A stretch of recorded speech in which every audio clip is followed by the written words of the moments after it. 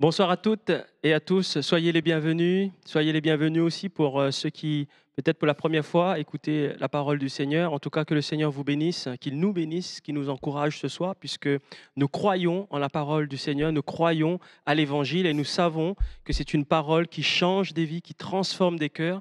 Et ce soir, si nous écoutons l'Évangile, c'est parce que nous savons que Jésus-Christ veut nous parler, qui veut diriger notre vie, notre cœur. Amen.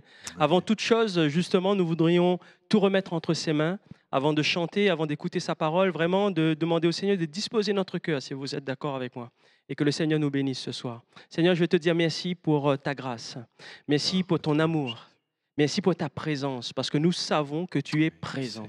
Même si nous sommes à la maison, Seigneur, mais ce que nous savons, c'est que tu inondes, Seigneur, nos cœurs, et nous puissions vraiment nous adresser à toi. Et ce que je sais, c'est que si mon cœur il est ouvert, alors Seigneur, oui, tu vas venir pour entrer à l'intérieur, pour me parler, pour vraiment me dire, Seigneur Jésus, ce qui ne va pas à l'intérieur de moi-même, afin de m'emmener à grandir avec toi, d'avoir la paix, d'avoir, Seigneur Jésus, vraiment la guérison, d'avoir vraiment, Seigneur, tout ce qu'il y a de meilleur en toi, parce que tu es vivant, parce que tu es présent. Alors que ton nom soit béni durant toute cette belle soirée, Seigneur.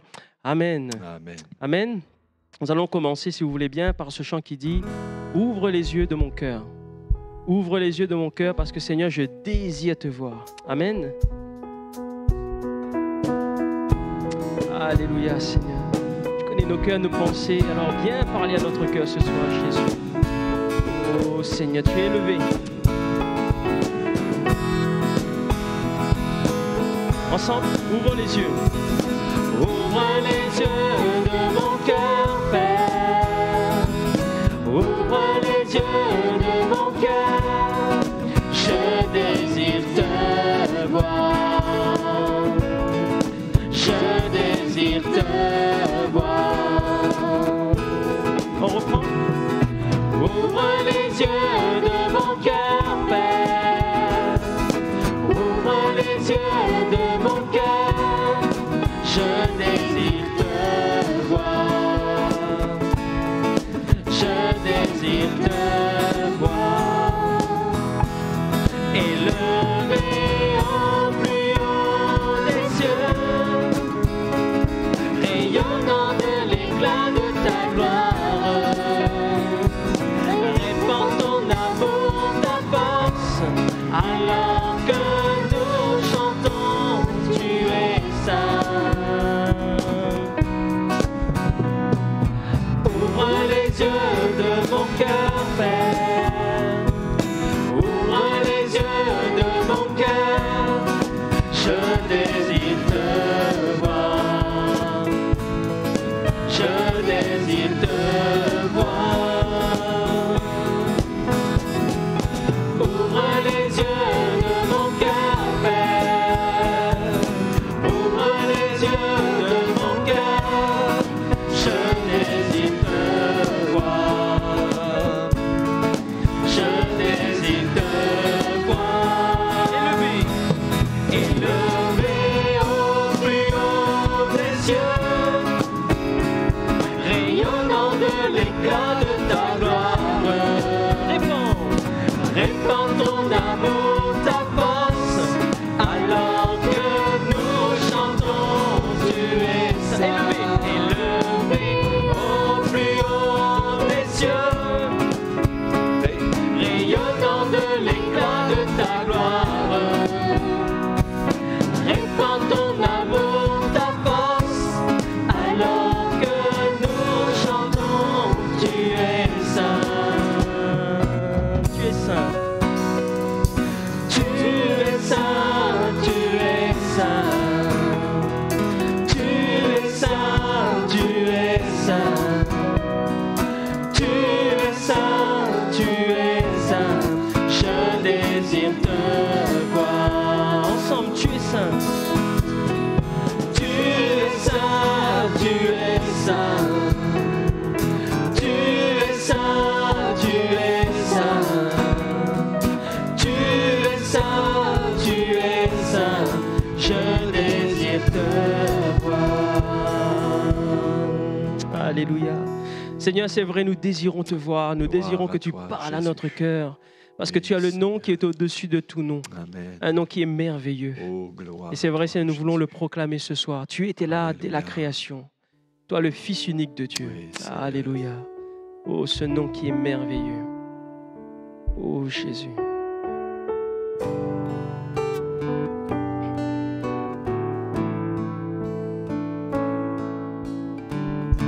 Tu Tu es étais là dès la création, Fils unique du Dieu très haut. Les mystères de ta gloire révélés en toi, Christ notre Seigneur. Oh, ce nom est si merveilleux. Oh, ce nom est si merveilleux. Le nom de Jésus-Christ, mon roi. Oh, ce nom est si merveilleux. Sa beauté sans pareil. Oh, ce nom est si merveilleux.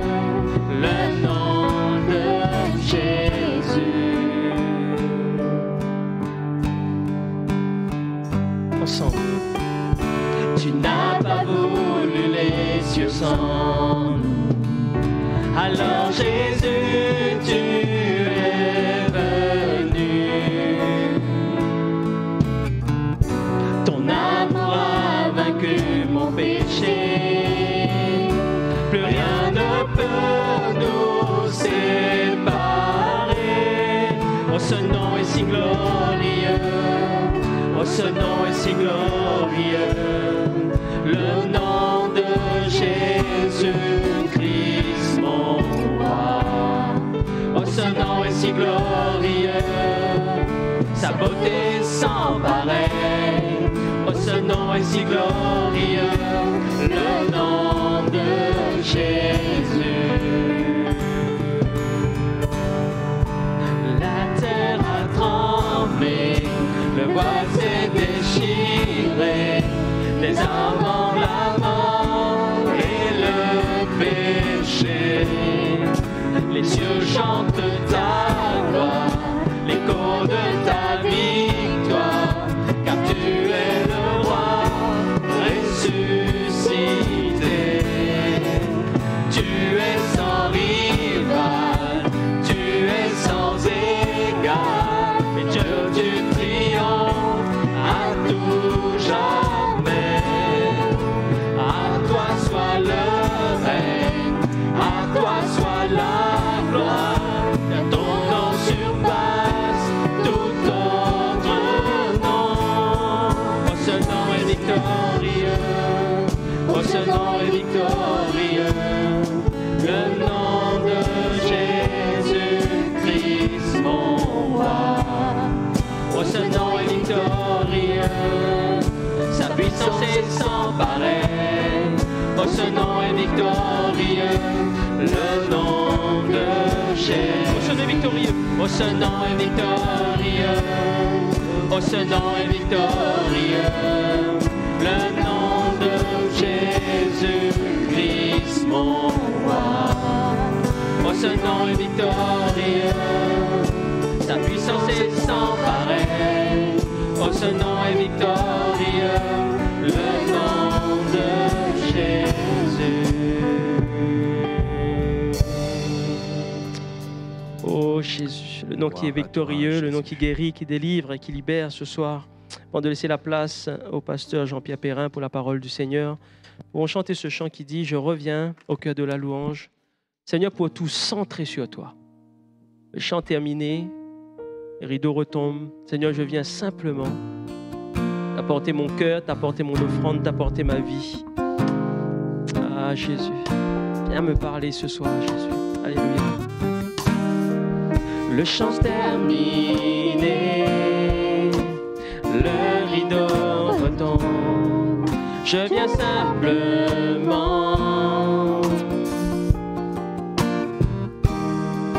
porter mon offrande, car j'ai le désir de réjouir ton cœur.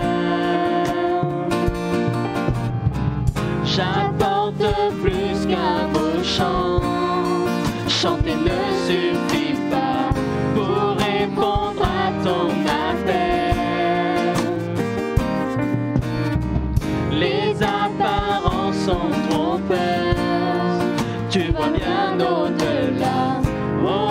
tu sens de mon cœur. Je reviens au cœur de la louange. Tout est centré sur toi, centré sur toi, Jésus. Oui, je renonce à tous mes faux semblants pour tout centrer sur toi, centré sur toi, Jésus. Roi d'éternité, qui peut exprimer ce dont tu es dit? Bien que faible et beau, je te donne tout, prends toute ma vie. J'apporte plus qu'un beau chant, chanter ne suffit pas pour répondre à ton appel. Les apparences sont trompeuses, tu vois bien au-delà. Oh Dieu, tu sens de mon cœur. Je reviens au cœur de la louange, pour tout centrer sur toi, centré sur toi, Jésus. Oui, je renonce à tous mes faux semblants, pour tout centrer sur toi, centré sur toi, Jésus. Je reviens au cœur de la louange, pour tout centrer sur toi, centré sur toi, Jésus. Oui, je renonce à tous mes faux semblants, pour tout centrer sur toi, centré sur toi, Jésus. Amen. Merci Seigneur. Gloire au Seigneur. Là, heureux de pouvoir partager ensemble la parole de Dieu, et je vous invite à suivre une lecture. C'est dans la première épître de Paul à Timothée, au chapitre 3 et au verset 14. Timothée, chapitre 3, verset 14. L'apôtre Paul écrit: « Je t'écris ces choses avec l'espérance d'aller bientôt vers toi, mais si je tarde, tu sauras comment il faut se conduire dans la maison de Dieu, qui est l'Église du Dieu vivant, la colonne et l'appui de la vérité, et sans contredit, le mystère de la piété est grand. Dieu a été manifesté en chair, justifié par l'Esprit, vu des anges, prêché aux nations, cru dans le monde, élevé dans la gloire. Amen. » L'apôtre Paul s'adresse ici à un jeune prédicateur de l'Évangile, Timothée, et j'aimerais m'arrêter sur les quelques paroles qu'il adresse ici à Timothée et qui peuvent aussi nous interpeller. Tout d'abord, il lui rappelle comment il faut se conduire dans la maison de Dieu, qui, dit-il, est l'Église du Dieu vivant. L'Église, on le dit souvent, ce n'est pas un simple bâtiment, un édifice de pierre, mais l'Église, c'est le rassemblement des chrétiens. Non pas de ceux simplement qui ont leur nom inscrit sur un registre de baptême, qu'on a bien souvent adhéré à une religion, mais je parle de ceux et de celles qui ont fait une authentique expérience de conversion avec Jésus, qui ont fait une rencontre personnelle avec lui, l'ayant accepté comme Seigneur et Sauveur dans la foi et la repentance, et qui peuvent dire avec assurance « Je sais qui est Jésus ». Je sais qu'il m'a sauvé. Je sais qu'il a pardonné mes péchés. Et lorsque des chrétiens authentiques, nés de nouveau, sont rassemblés dans un même lieu, eh bien, à ce moment-là, ils forment l'Église au sein de laquelle le Seigneur accorde sa présence selon sa promesse, là où 2 ou 3, dit Jésus, sont assemblés en mon nom ou encore pour mon nom, je suis au milieu d'eux. Et c'est vrai que c'est la présence de Jésus qui fait la valeur de l'Église, qui fait la valeur des rassemblements chrétiens. Vous savez, au cours des siècles, les hommes ont construit des édifices religieux avec des architectures exceptionnelles. On a parfois, pendant des années, construit certains édifices, des cathédrales, des basiliques, des chapelles, des monastères, des abbayes. Mais aussi beaux soient ces édifices religieux, s'il n'y a pas la présence de Jésus, eh bien, ce n'est ni plus ni moins que des bâtiments parmi tant d'autres. Mais ce n'est pas l'Église. Parfois, il y a des personnes qui, lorsqu'elles rentrent pour les premières fois dans nos lieux de culte, sont étonnées par la simplicité de nos salles évangéliques. C'est vrai qu'il n'y a pas de statuettes, de vitraux, de sculptures exceptionnelles. Il n'y a pas toutes ces choses. Mais il y a bien plus. Il y a la présence de Jésus. Et c'est sa présence qui fait toute la richesse d'un rassemblement. Et encore en ces instants, au-delà d'un bâtiment, le Seigneur est prêt à révéler sa présence à ceux et celles qui le cherchent de tout leur cœur, d'un cœur sincère. Et l'apôtre Paul nous dit que l'Église, c'est celle du Dieu vivant. Ce n'est pas un Dieu mort que nous prêchons, mais en la personne de Jésus, nous prêchons un Dieu vivant, un Christ ressuscité, qui peut encore agir par son esprit. On raconte cette anecdote de quelqu'un qui a écrit sur un mur public « Dieu est mort », signé Nietzsche.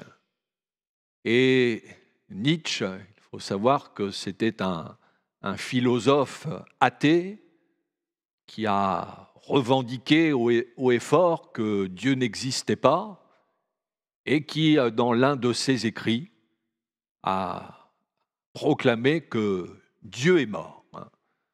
Seulement, la réalité, c'est que ce philosophe, lui, est mort aujourd'hui, et il est mort bien tristement puisqu'il a sombré dans la folie. Et quelqu'un avec humour, sous cette inscription sur ce mur, « Dieu est mort » signé Nietzsche, eh bien, quelqu'un a rajouté « Nietzsche est mort » signé Dieu. Comme pour dire, les hommes, quels qu'ils soient, finissent par disparaître. Mais Dieu, lui, demeure, parce qu'il est vivant, au siècle des siècles. L'Église, c'est celle du Dieu vivant et vrai. Ce n'est pas un lieu où l'on invoque les morts, ni les saints, ni même Marie, certes. C'était une femme pieuse qui a eu la grâce d'enfanter le Christ, mais qui n'en était pas moins une femme qui a fini par mourir, et jamais la Bible ne nous invite à la prier. Mais l'Église, c'est le lieu où on invoque le nom de Jésus parce que lui est vivant. Il est ressuscité. Et c'est dans ce nom-là que Dieu se révèle, qu'il nous entend. Et là où il y a Jésus, eh bien il y a la vie. Et il y a la vie avec abondance que le Seigneur est prêt à répandre dans le cœur de ceux et de celles qui se tournent vers lui. L'Église, c'est non seulement celle du Dieu vivant, mais c'est aussi, comme le dit l'apôtre, la colonne et l'appui de la vérité. C'est-à-dire que Dieu a placé l'Église dans le monde pour qu'elle soit la représentante de la vérité. Cette vérité qui nous est révélée en Jésus-Christ. À l'inverse, le diable, qui est l'ennemi de nos âmes, est appelé dans la Bible le père du mensonge. Lui, son but, c'est d'induire les êtres humains dans l'erreur, de les tromper, de les égarer, de les plonger dans la confusion. C'est la raison pour laquelle il y a tant de religions, de philosophies, de sectes qui ont tout un semblant de vérité. Il règne dans notre monde une confusion religieuse et nombreux sont ceux qui ne savent plus qui croire, vers qui aller, en qui se confier. Eh bien ça, voyez-vous, c'est l'œuvre du diable qui fait tout pour éloigner les êtres humains de la vérité. Lors du procès de Jésus, c'est Ponce Pilate, le gouverneur romain, qui a posé cette question, mais qu'est-ce que la vérité ? Et nombreux sont ceux qui encore aujourd'hui posent la même question. Qu'est-ce que la vérité ? Eh bien, j'aimerais vous dire que la vérité ne se trouve pas dans une religion ni dans une philosophie, mais la vérité, elle se trouve dans une personne, Jésus, qui a dit lui-même « Je suis le chemin, la vérité et la vie. Nul ne vient au Père que par moi. » Jésus, ce n'est pas une vérité parmi tant d'autres, mais c'est la vérité. Et l'Église est là pour rendre témoignage à la vérité. Elle est comme un poteau indicateur. Le message que nous voulons communiquer autour de nous, c'est de dire, mais si vous cherchez un sens à votre vie, si vous êtes insatisfait, si vous ne savez pas qui croire, en qui vous confier, eh bien venez à Jésus. Venez à celui qui a dit qu'il est la vérité. Je suis le chemin, la vérité et la vie, dit Jésus. Nul ne vient au Père que par moi. Oui, l'Église, c'est celle du Dieu vivant et vrai, la colonne et l'appui de la vérité. Et l'apôtre Paul nous dit dans ce passage que nous avons lu, nous parle du mystère de la piété qui est grand. Et ici, le mot mystère ne doit pas être pris dans le sens de quelque chose qui doit rester caché, que personne ne doit connaître, mais plutôt dans le sens de quelque chose qui dépasse notre entendement, qui va bien au-delà de notre logique humaine, mais qui se trouve révélé dans la parole de Dieu et qu'il nous faut accepter par la foi, avec la simplicité d'un enfant de tout notre cœur. Et ce mystère de la piété qui est grand, eh bien, c'est la venue de Jésus, le Fils de Dieu, dans ce monde, qui a pris une forme humaine. Comme le dit ici l'apôtre Paul, Dieu manifesté en chair. Et c'est vrai que c'est quelque chose qui dépasse notre entendement. Comment ce Dieu si grand, créateur des cieux et de la terre, que même, nous dit la Bible, les cieux des cieux ne peuvent contenir, comment a-t-il pu venir jusqu'à nous sur la terre, prendre une forme humaine en la personne de son Fils Jésus? C'est ce que la Bible affirme, notamment dans son épître aux Philippiens, au chapitre 2, verset 6, l'apôtre Paul nous dit de Jésus, « Existant en forme de Dieu, il n'a point regardé son égalité avec Dieu comme une proie arrachée, mais il s'est dépouillé lui-même en prenant une forme de serviteur, en devenant semblable aux hommes. Et il a paru comme un vrai homme. Il s'est humilié lui-même, se rendant obéissant jusqu'à la mort, et même jusqu'à la mort de la croix. Jésus, c'est Dieu fait homme. C'est l'incarnation du Dieu vivant et vrai. C'est la parole de Dieu faite chair. C'est un astronaute américain, James Irwin, qui a été un des 12 astronautes qui ont marché sur la Lune. Et cet homme a un jour déclaré que le plus grand événement de l'histoire de notre humanité, ce n'est pas tant que l'homme ait réussi à marcher sur la Lune, mais le plus grand événement, c'est que Dieu ait marché sur la terre en la personne de Jésus, son Fils. Oui, c'est ça, le plus grand événement de l'histoire de notre humanité, la venue de Jésus sur cette terre, et comme le dit l'apôtre Paul sans contredit, le mystère de la piété est grand. Il est grand parce que non seulement Jésus est venu sur cette terre, mais plus encore, il a accepté de donner sa vie pour nous sur la croix, pour que tous ceux et toutes celles qui croient en lui, qui l'acceptent comme sauveur, puissent avoir la possibilité d'être sauvés, pardonnés de leurs péchés.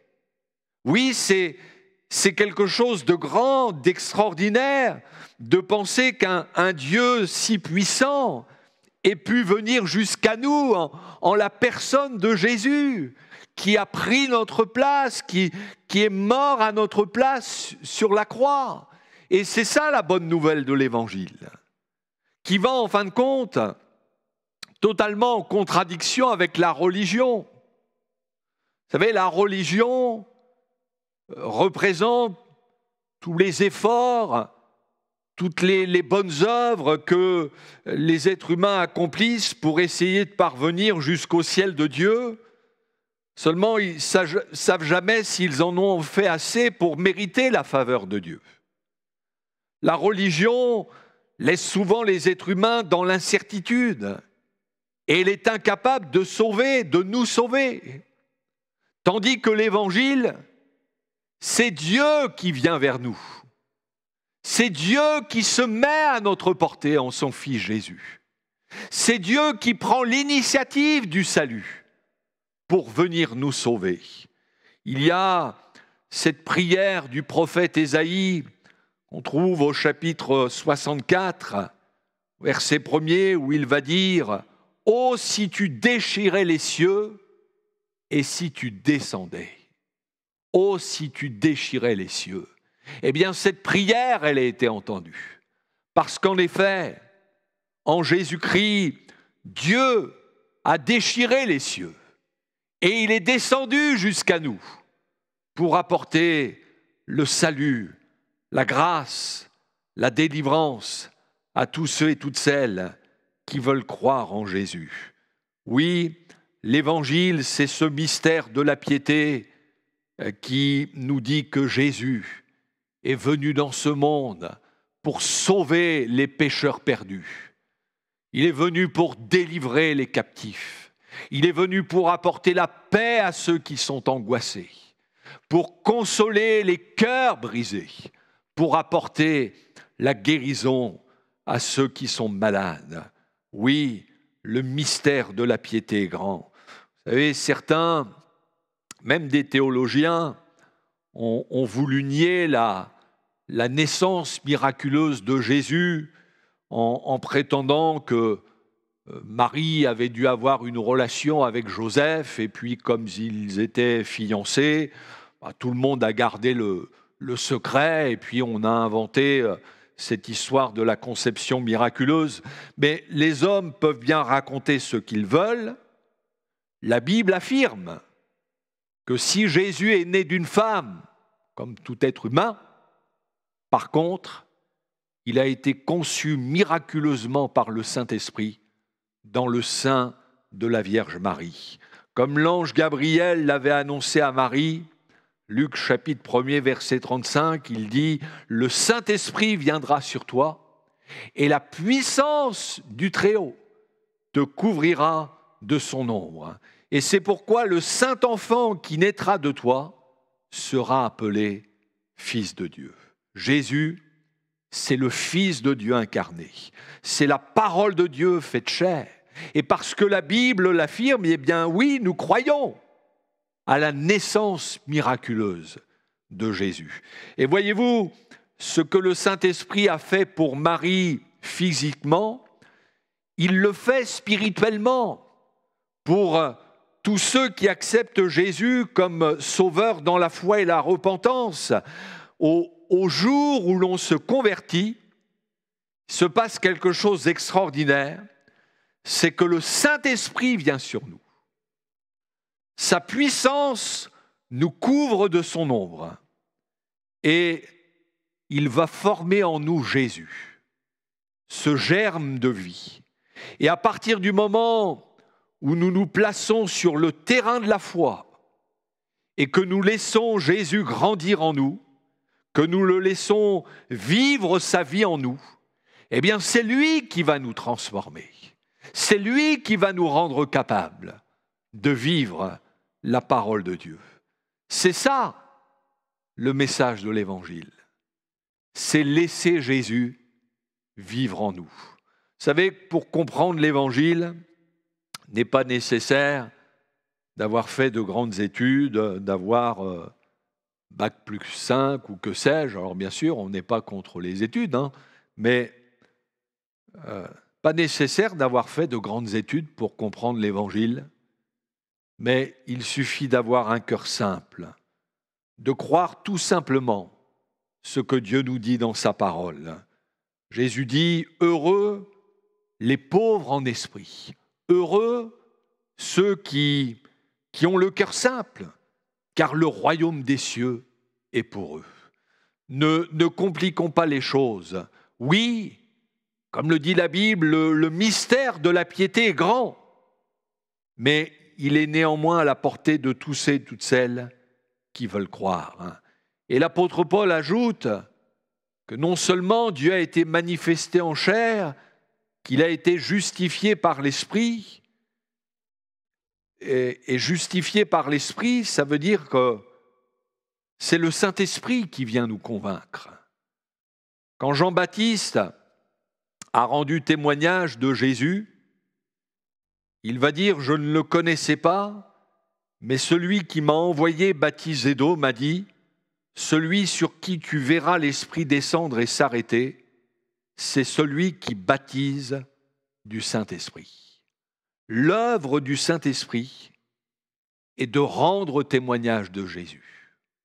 C'est vrai que de parler à un Dieu si grand, qui vient vers nous en la personne de Jésus, qui meurt à notre place, là aussi, c'est quelque chose qui nous dépasse. On n'a pas d'explication rationnelle. Et notre but, ce n'est pas de chercher à vous convaincre par des arguments et de vous prouver par A plus B que Dieu dit vrai. Mais je veux croire que le Saint-Esprit, en ce moment même, peut convaincre votre cœur que le message que vous entendez est la vérité, que Jésus est le Fils de Dieu, venu sur cette terre pour nous sauver, justifié par l'Esprit, mais aussi, dit Paul, vu par les anges. Et c'est vrai qu'en parcourant les évangiles, voyons que les anges ont participé à l'annonce de la venue de Jésus dans ce monde. C'est l'ange Gabriel qui a annoncé à Marie qu'elle enfanterait le Fils de Dieu, qu'elle lui donnerait le nom de Jésus.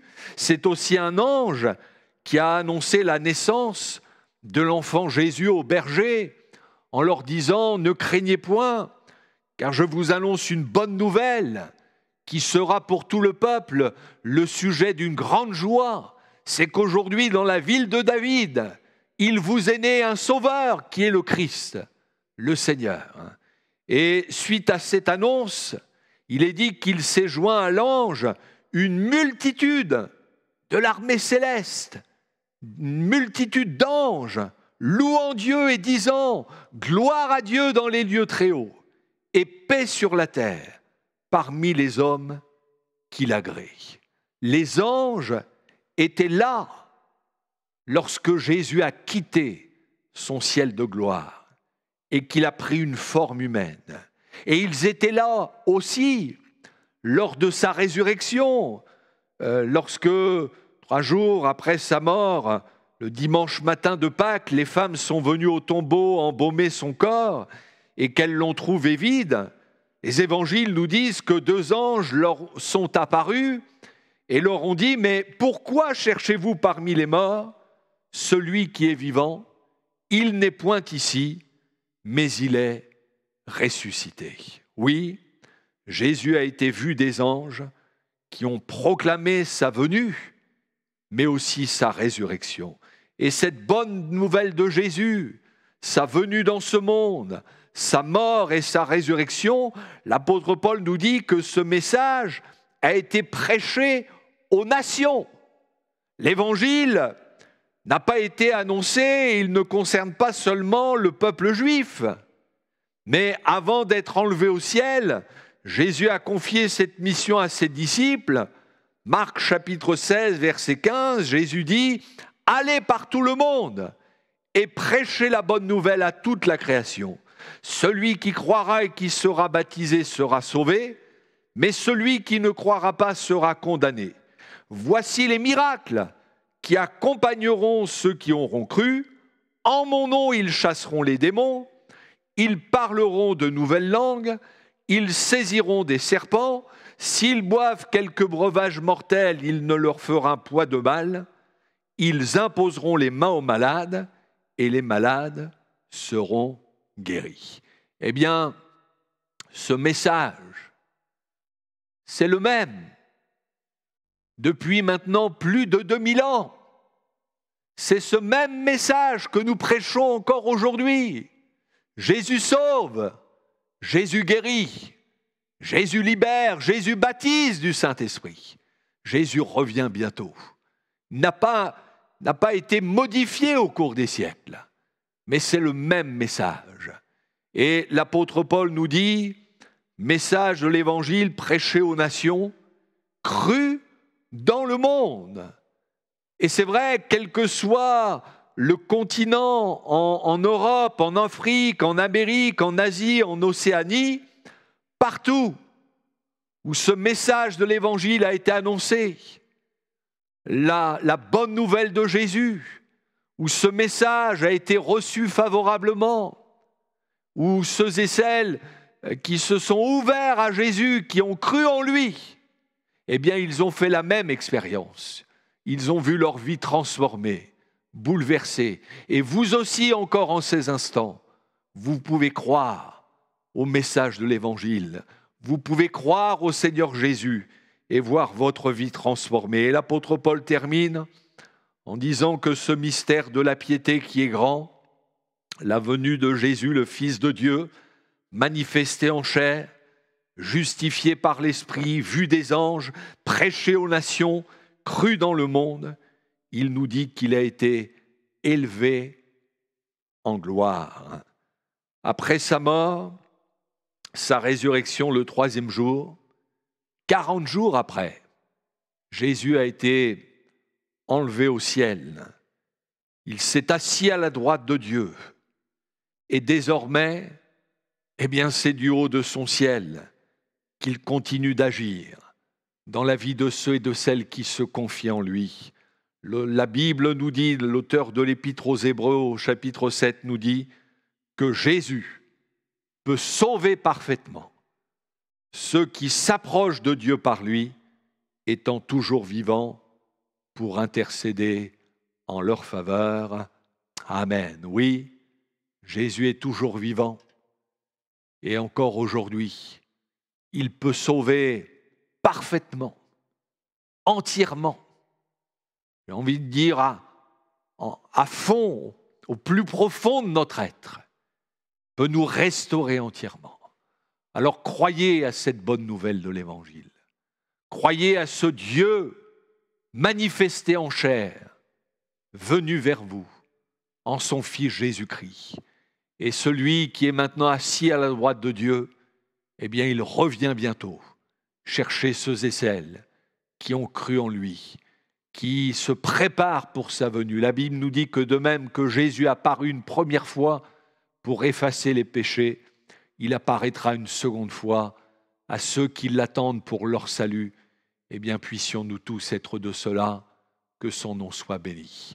Recueillons-nous et prions le Seigneur. Oh, gloire à toi. Ah, nous te bénissons, notre Père, pour, c'est vrai, ce mystère de la piété qui est grand. Dieu manifesté en chair. C'est vrai, tu aurais pu rester dans ton ciel de gloire, mais tu as accepté de venir jusqu'à nous en ton Fils Jésus.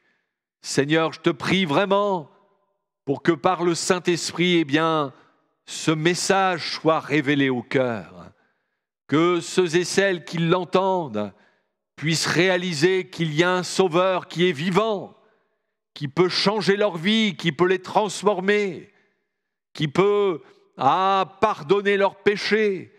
Seigneur, tu viens, tu te mets à la portée de tous ceux et toutes celles qui en ces instants même t'invoquent, te prient. Ah Seigneur, bénis ta parole, viens convaincre les cœurs. À toi la gloire et l'honneur, au nom de Jésus-Christ. Amen. Amen. Gloire à Merci, toi, Seigneur. Alléluia. Oh, merci Jésus. Merci Seigneur pour sa parole. Nous allons chanter ce chant qui dit « Abrite-moi ». Abrite-moi Seigneur sous tes ailes. Couvre-moi par ta main puissante. Même si dans ma vie, il y a des océans qui se déchaînent, et moi Seigneur, je veux accepter le salut, je veux accepter Jésus-Christ dans ma vie, puisque je veux traverser mes tempêtes avec toi Seigneur. Alléluia.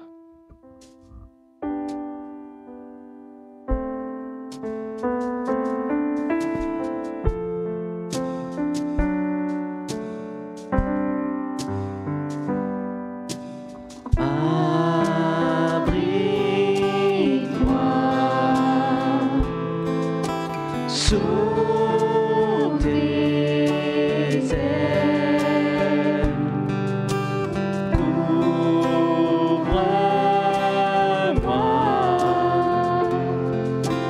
par ta main puissante, même si les océans se déchaînent, je les traverserai avec toi.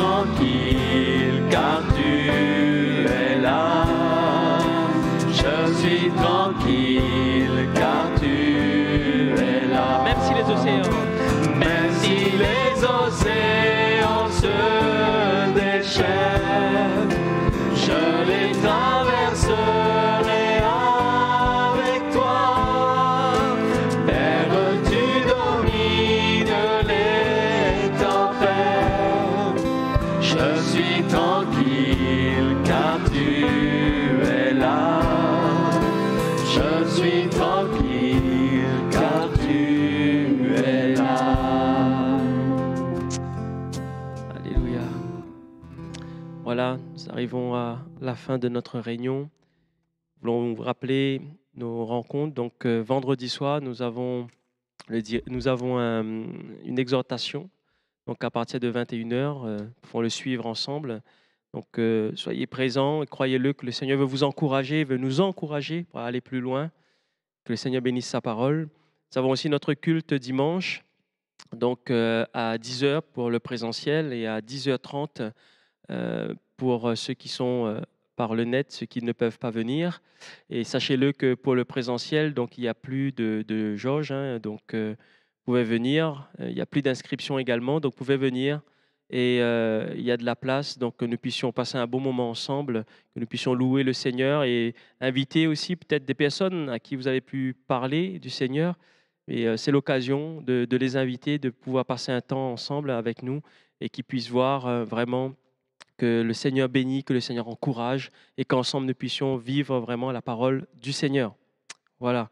Donc, bonne semaine à vous et que le Seigneur vous bénisse, qu'il vous garde et qu'ensemble nous puissions bénir son nom. Avant de nous séparer, j'aimerais bien prier que le Seigneur nous puisse aussi nous bénir durant cette semaine. Seigneur, je veux te dire merci. Merci parce que ta parole a été annoncée ce soir et nous savons que ta parole, Seigneur, entre dans les cœurs et transforme des vies et qu'elle ne retourne pas à toi sans effet. Alors Seigneur, vraiment que nous puissions la garder sur notre cœur, que tu puisses vraiment, que ton œuvre puisse avancer, que nous puissions vraiment, Seigneur, la saisir ta parole et que nous puissions aussi la propager autour de nous, que nous puissions aussi en parler autour de nous, à nos proches, que nous puissions aussi, Seigneur, les inviter afin qu'ils puissent venir, Seigneur, dans ce lieu et que nous puissions ensemble te louer, t'adorer. Je te remercie, Seigneur, de garder chaque frère et sœur, chaque famille, Seigneur, chaque jeune dans leur maison. Et Seigneur, que tu puisses encore te glorifier au travers de chacun de nos vies. Merci Jésus pour ce que tu fais, pour ce que tu vas faire. Amen. Amen.